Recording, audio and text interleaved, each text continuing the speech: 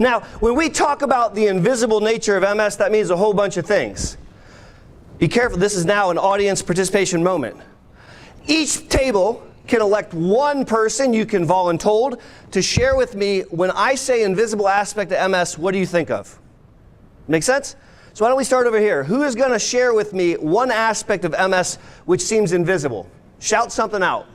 Don't worry, the entire interweb is looking at you. Depression. Depression is very, very common in the setting of multiple sclerosis. In fact, people impacted by MS are twice as likely to experience depression compared to the general population. What does someone look like when they're depressed? They look like they're not depressed, right? They don't look any different. Honey, you look fine. Well, you look fantastic. And it's an excellent example of a symptom which is invisible. And we'll come back to symptoms that are invisible. Thank you for that. How about over here? Cognition. Cog fog. The leading cause of loss of work in MS is not because you can't walk. No. The leading cause of loss of work in MS is from cognitive fatigue and from difficulty with thinking and memory. But to look at you from the outside, honey, you look so good. Since you're having trouble processing. That's a really big deal, and it's an invisible deal. How about back here? Numbness. Numbness.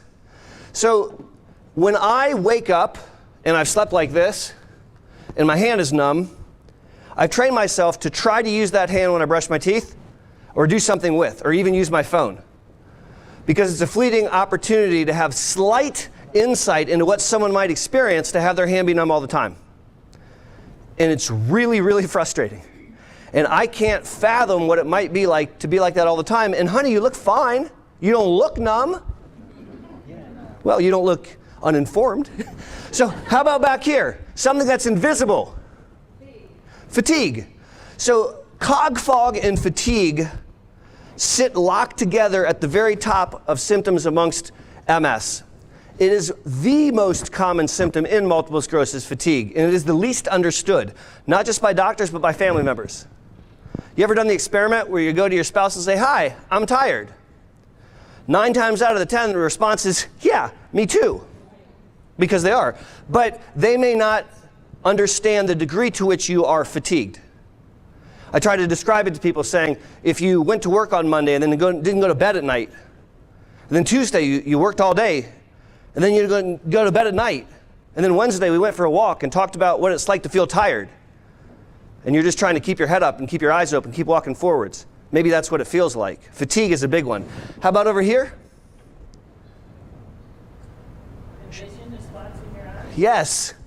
So you may have visual disturbances, but they can't see that. And that's all too common. There are so many different ways that MS can affect vision. That's an excellent point you bring up. How about over here?